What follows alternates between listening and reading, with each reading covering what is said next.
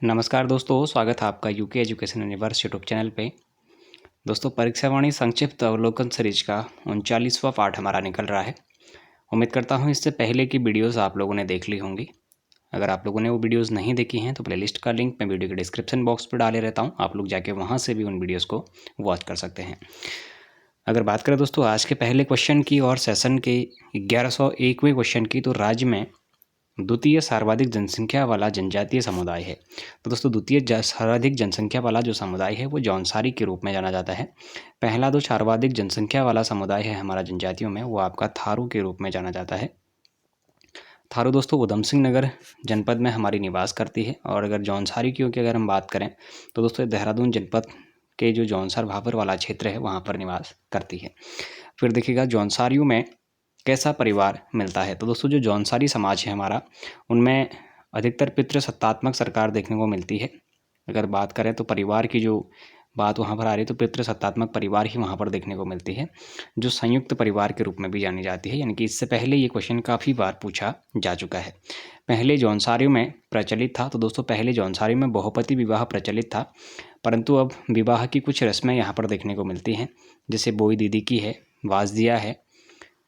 तो विवाहों की जो प्रचलित प्रथाएं थी उनको अब पीढ़ी दर पीढ़ी परिवर्तन किया जा रहा है। पहले की तरह बहुपति विवाह वहाँ पर नहीं देखने को भी मिलता है। तो पहले जौनसारी में ग्राम पंचायत की जगह कौन सी समिति होती थी? तो दोस्तों ग्राम पंचायत की जगह जौनसारी में खुमरी नामक पंचायत होती थी। प्रत्येक परिवार का एक सदस्य खुमरी का सदस्य के रूप में होता था। खुमरी के मुखिया को क्या कहा जाता था? तो दोस्तों जो खुमरी का जो मुखिया होता था उसको ग्राम सेना के रूप में जाना जाता था। और प्रत्येक परिवार का जो सदस्य है वो जो खुमरी नामक पंचायत है उसका एक सदस्य के रूप में नामित किया जाता था। जौनसार में संतान कल्याण के लिए मनाया जाता है। तो दोस्तों जौनसार भाबर में जो संतान कल्याण के लिए मनाया जाने वाला त्यौहार है उसको भिरौली त्यौहार के रूप में भी जाना जाता है। इंपॉर्टेंट क्वेश्चन है, इससे पहले एक बार पूछा जा चुका है, तो आप लोग इसको जरूर याद रखेंगे। जौनसारियों के मुख्य देवता हैं, तो दोस्तों महासू देवता जौनसारियों के प्रमुख देवता के रूप में जाने जाते हैं, जिनको महासू देवता यानी कि शिव के रूप में इसकी पूजा ये लोग करते हैं। और महासू देवता जौनसारियों का प्रमुख देवता होने के साथ साथ दोस्तों जौनसारियों से एक और क्वेश्चन याद रखिएगा, हनौल नामक जो तीर्थस्थल है, ये हनौल जौनसारियों का प्रमुख तीर्थस्थल के रूप में भी जाना जाता है। तो ये क्वेश्चन पूछा जाता है कि जौनसारियों का प्रमुख तीर्थस्थल के रूप में किसे जाना जाता है, तो हनौल आप लोग आंसर करेंगे। अगले क्वेश्चन की अगर बात करें तो जौनसारी अपने आप को मानते हैं। तो दोस्तों तो जो जौनसारी हैं हमारे, वो अपने आप को पांडवों के वंशज मानते हैं। जौनसारियों का मुख्य देवालय जहाँ महासू अपने चारों वीर भाइयों माता देवलाड़ी के साथ विराजते हैं, तो दोस्तों वो स्थान हमारा हनौल के रूप में जाना जाता है। यानी कि जौनसारियों के जो मुख्य देवता हैं हमारे महासू, और अपने जो चार भाई जो वीर भाई और माता जो देवलाड़ी हैं, ये कहाँ पर विराजते हैं? तो दोस्तों हनौल पर विराजते हैं। यह इनका एक प्रमुख तीर्थ स्थल के रूप में भी जाना जाता है। जौनसारियों द्वारा महासू देवता का जागड़ा त्यौहार कब मनाया जाता है? तो दोस्तों जो आपके जौनसारी लोग हैं उनके द्वारा महासू देवता का जो जागड़ा त्यौहार है ये भादो महीने या फिर भाद्रपद महीने में मनाया जाता है। जौनसारी अप्रैल में 4 दिन तक बैसाखी त्यौहार मनाते हैं, जिन्हें स्थानीय भाषा में कहा जाता है। तो दोस्तों जो जौनसारी हैं वो बैसाख के महीने में लगभग 4 दिन तक बैसाखी त्यौहार को मनाते हैं, जिसे वो लोग स्थानीय भाषा में बिस्सू के रूप में भी जानते हैं। बिस्सू मेले के रूप में भी इसका जिक्र किया गया है। बिस्सू मेला किस जनजाति के द्वारा मनाया जाता है? तो आप लोग जौनसारी उसको आंसर करेंगे। भेड़ पालक जौनसारियों द्वारा नुड़ाई त्यौहार मनाया जाता है। दोस्तों जो भेड़ पालक हमारे जौनसारी होते हैं उनके द्वारा जो नुड़ाई त्यौहार है ये सावन के महीने में मनाए जाने वाले त्यौहारों में से जाना जाता है। दोस्तों क्वेश्चन पूछा भी जाता है कि नुड़ाई त्यौहार किस क्षेत्र में मनाया जाता है, तो जौनसार क्षेत्र करके आप लोग आंसर करेंगे। डायरेक्टली क्वेश्चन पूछे जाते हैं। जौनसारी भाषा में मेले को क्या कहा जाता है? तो दोस्तों जौनसारी भाषा में मेले को मौड़ कहा जाता है। दोस्तों यहाँ पर जौनसार क्षेत्र में अत्यधिक जो मेले हैं वो प्रसिद्ध हैं, मछमौड़ के रूप में भी जाना जाता है। दोस्तों मछमौड़ अगर कहाँ पर लगता है तो आप लोग आंसर करेंगे जो आपका आटागाड़ है, यहाँ पर आपका मछमौड़ जो मेला है वो भी हमारे देखने को मिलते हैं। जौनसार जनजाति का प्रमुख नृत्य है, तो दोस्तों रमतुला वाद्य यंत्र के साथ ये नृत्य किया जाता है, जो कि हारोल नृत्य के रूप में हमारा जाना जाता है।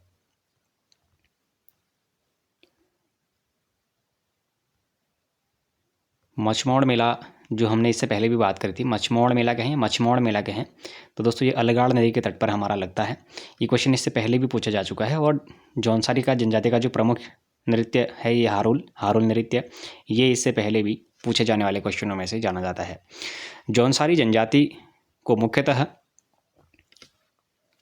बांटा जाता है तो दोस्तों 3 वर्गों में इसको बांटा गया है। अगर देखा जाए तो जौनसारी जनजाति में जन्माष्टमी त्यौहार को मनाया जाता है, तो दोस्तों अठोई उत्सव के रूप में ये लोग जन्माष्टमी को अपना मनाते हैं। वहीं फादर ऑफ जौनसार से सम्मानित किया जाता है, फिर किसे सम्मानित किया गया तो दोस्तों भाव सिंह चौहान को फादर ऑफ जौनसार के रूप में भी जाना जाता है। जौनसार के प्रथम समाजसेवी कौन है तो दोस्तों जौनसार के जो प्रथम समाजसेवी हैं वो केदार सिंह के रूप में जाने जाते हैं। जौनसार के प्रथम कवि को पंडित शिवराम के रूप में जाना जाता है। वहीं अगर बात करेंगे तो दोस्तों जौनसार क्षेत्र के आधुनिक कवि के रूप में हम रतन सिंह जौनसारी को जानते हैं। ये क्वेश्चन दोस्तों आप लोगों के लिए इंपॉर्टेंट हैं, एक बार में ये याद नहीं होते हैं, 2 से 3 बार अगर आप लोग वीडियो को वॉच करेंगे या फिर निरंतर आप लोग अगर प्रैक्टिस करते रहेंगे तो आपको ये जरूर याद हो जाएंगे। जौनसार संगीत के जनक नंदलाल भारती जी को बताया जाता है। और जौनसार क्षेत्र में राजनीतिक जागरूकता का जनक किसे माना जाता है तो दोस्तों गुलाब सिंह को जौनसार क्षेत्र में राजनीतिक जागरूकता का जनक के रूप में जाना जाता है। जनसंख्या की दृष्टि से कुमाऊं का सबसे बड़ा जनजातीय समुदाय कौन सा है तो दोस्तों जनसंख्या की दृष्टि से कुमाऊं का सबसे बड़ा जो जनजातीय समुदाय है वो थारू के रूप में जानी जाती है। दोस्तों तराई भाबर वाले क्षेत्र यानी कि उधम सिंह नगर जनपद में हमारी थारू निवास करती है। थारुओं को किस वंश का माना जाता है तो दोस्तों जो थारू लोग हैं उनको हमारा किरात वंश का माना जाता है। स्थानीय बोली में थारू परिवार को कहा जाता है तो दोस्तों स्थानीय भाषा में थारू परिवार जो है उसको संघ कहा जाता है। अगर भोटिया परिवार को की बात करेंगे तो इसको कुंज के रूप में जाना जाता है, तो इसको भी आप लोग याद रखेंगे। थारुओं के शारीरिक लक्षण ज़्यादा मिलते हैं तो दोस्तों मंगोल प्रजाति से थारुओं के जो शारीरिक लक्षण हैं वो अधिकतर देखने को मिलते हैं। थारू जनजाति में फसल रक्षा की देवी मानी जाती है तो दोस्तों जो थारू जनजाति है वहाँ पर फसल की जो रक्षा की देवी मानी जाती है वो आपका जगमथिया देवी के रूप में जाना जाता है। थारू स्वयं द्वारा निर्मित शराब को क्या कहते हैं तो दोस्तों जो थारू लोग हैं वो स्वयं द्वारा जो निर्मित शराब होती है उसको जाण के रूप में जानते हैं। अगर बात करेंगे थारू में दोनों पक्षों में विवाह तय होने को क्या कहा जाता है तो दोस्तों थारू लोगों में दोनों पक्षों में जब विवाह तय हो जाता है तो विवाह तय होने को पक्की पौड़ी के रूप में जाना जाता है। इससे पहले एग्जाम में पूछा जा चुका है। थारू जनजाति में सगाई रस्म को क्या कहा जाता है तो दोस्तों सगाई की जो रस्म है उसको थारू जनजाति में अपना पराया के रूप में जाना जाता है। इससे पहले मोस्टली टाइम ये क्वेश्चन बन चुके हैं कि ये इनको अगला जो क्वेश्चन है हमारा 1131 का, थारू में विधवा विवाह के बाद दिए जाने वाले भोज को क्या कहते हैं, ये क्वेश्चन भी इससे पहले पूछा गया है। तो लठभरवा भोज के रूप में इसको जाना जाता है। जब किसी विवाहित लड़की का चाला नहीं आया होता है और उसके पति का देहांत हो जाता है तो उस समय जो लड़की मायके में जब लड़की होती है तो लड़की का पिता अपनी लड़की को किसी दूसरे घर में भेजकर एक भोज करवाता है और उस भोज को लठभरवा भोज के रूप में जाना जाता है। थारू जनजाति किस धर्म को मानती है तो दोस्तों थारू जनजाति जो है ये हिंदू धर्म को मानती है। और बजहर नामक जो त्यौहार है ये थारू जनजाति द्वारा मनाए जाने वाले एक त्यौहार के रूप में जाना जाता है। होली के अवसर पर थारू लोग कौन सा नृत्य करते हैं तो दोस्तों ये आपका खिचड़ी नृत्य के रूप में करते हैं, जिसमें महिला एवं पुरुष दोनों द्वारा इस नृत्य को किया जाता है। थारू जनजाति का प्रमुख नृत्य है तो दोस्तों थारू जनजाति का जो प्रमुख नृत्य है वो लहचारी के रूप में जाना जाता है। तांत्रिक या ओझा के लिए लोग भरड़ा शब्द का प्रयोग करते हैं। भोटिया जनजाति की सर्वाधिक आबादी पाई जाती है तो दोस्तों जो भोटिया जनजाति है इसकी सर्वाधिक आबादी जो है वो पिथौरागढ़ जनपद में देखने को मिलती है। पिथौरागढ़ के ब्यास घाटी, दारमा और मुंशियारी जो क्षेत्र है वहाँ पर भोटिया जनजाति की सर्वाधिक आबादी देखने को मिलती है। जाड़ भोटिया अपने को मानते हैं तो दोस्तों जो जाड़ भोटिया है ये अपने को जनक के वंशज के रूप में मानते हैं। जाड़ लोगों की जो भाषा है वो कौन सी है तो दोस्तों जो जाड़ भोटिया है उनकी भाषा रोम्बा के रूप में जानी जाती है। लौहसर या फिर सूरगैन त्यौहार क्या है तो दोस्तों लौहसर और सूरगैन जो त्यौहार है ये जाड़ भोटिया जनजातियों की देखने को मिलती है। जाड़ को छोड़कर शेष भोटिया स्वयं को मानते हैं तो दोस्तों जाड़ जनजाति को छोड़ने के बाद अन्य जितनी भी हमारी भोटिया है वो खुद को खस राजपूत के रूप में मानते हैं। भोटिया हिमालय की तिब्बती बर्मी भाषा परिवार की कितनी बोलियां बोलते हैं तो दोस्तों जो आपके भोटिया हिमालय के तिब्बती बर्मी परिवार की 6 भाषाओं को बोलते हैं, तो इसको आप लोग जरूर याद रखिएगा, एग्जाम में क्वेश्चन बनता है। भोटिया लोगों का शीतकालीन आवास कहलाता है तो दोस्तों भोटिया लोगों का जो शीतकालीन आवास है उसको हमारा गुंडा या फिर मुंसा के रूप में जाना जाता है। वहीं अगर ग्रीष्मकालीन की अगर बात करेंगे तो दोस्तों उसको मैथ के रूप में ये लोग जानते हैं। उच्च हिमालयी क्षेत्रों यानी कि बृहद हिमालय के क्षेत्रों के आसपास में ये लोग पशुचारकों के साथ अपना जो जीवन यापन है वो ग्रीष्म काल के समय में करते हैं और शीतकाल में ये लोग अपने गुंडा या फिर मुंसा नामक जो स्थान है यानी कि मैदानों की ओर को आ जाते हैं। रंगभंग युवा ग्रह प्रथा का प्रचलन है। तो दोस्तों ये रंगभंग बोलें या फिर युवा ग्रह का जो प्रचलन है ये प्राचीन समय में देखने को मिलता था, जो कि भूटिया जनजाति में ये समय देखने को मिलता था। मृतक की आत्मा की शांति के लिए करते हैं। तो दोस्तों मृतक की जो आत्मा है उसकी शांति के लोग गवन संस्कार के रूप में प्रयोग करते हैं। वहीं भूटिया जनजाति में विवाह की जो विधियां हैं वो तत्सम और दमौला विवाह भी देखने को मिलते हैं। दोस्तों इससे पहले क्वेश्चन बने हैं तत्सम और दमौला विवाह किस जनजाति से संबंधित हैं, तो भूटिया जनजाति से संबंधित होने वाली जो विधियां हैं वो आपके तत्सम और दमौला के रूप में जानी जाती है। विवाह के अवसर पर भूटिया करते हैं। तो दोस्तों विवाह के अवसर पर ये लोग पौड़ा नृत्य के रूप में करते हैं। छोलिया नृत्य को भी हमारा एक विवाह के समय किया जाने वाला नृत्य है, जिसको कुमाऊं क्षेत्र में अत्यधिक देखने को मिलता है।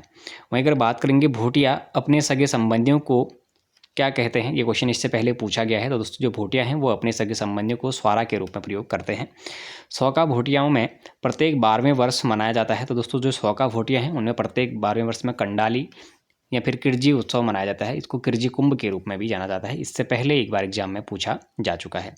तुबेरा, बाजी और तिमली आदि हैं। तो दोस्तों ये भूटियाओं के लोकगीत के रूप में जाने जाते हैं।